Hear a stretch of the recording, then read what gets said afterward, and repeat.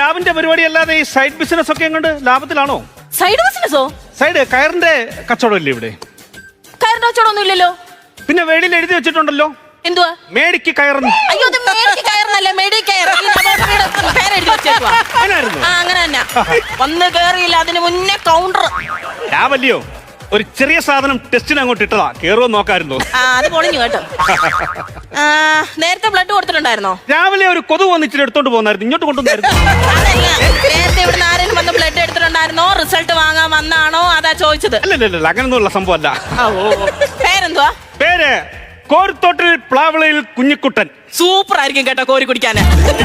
പ്ലാവിലയിൽ കഞ്ഞിയും കൂട്ടാനും. പ്ലാവിളയിൽ കഞ്ഞി കോരി കുടിക്കുന്ന കാര്യമാണോ പറഞ്ഞത്? പിന്നെ കോരിത്തോട് എന്ന് പറയുന്ന സ്ഥലം അറിയാമോ? എരുമേലിക്കടുത്ത് കോരിത്തോട്. ഓ ശരി ശരി. കോരിത്തോട് വലിയൊരു തറവാടുണ്ട് പ്ലാവിളയിൽ.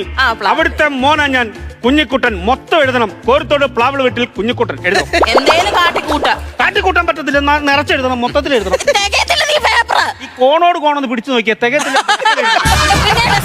ഗവൺമെന്റ് സ്കൂളിലെ ഡെസ്ക് അല്ല ഇത്. മൊത്തം എഴുതിയാൻ പറ്റത്തുള്ളൂ. കാരണം ഞങ്ങളെന്ന് പറഞ്ഞ ഭയങ്കര തറവാട്ടുകാരാ.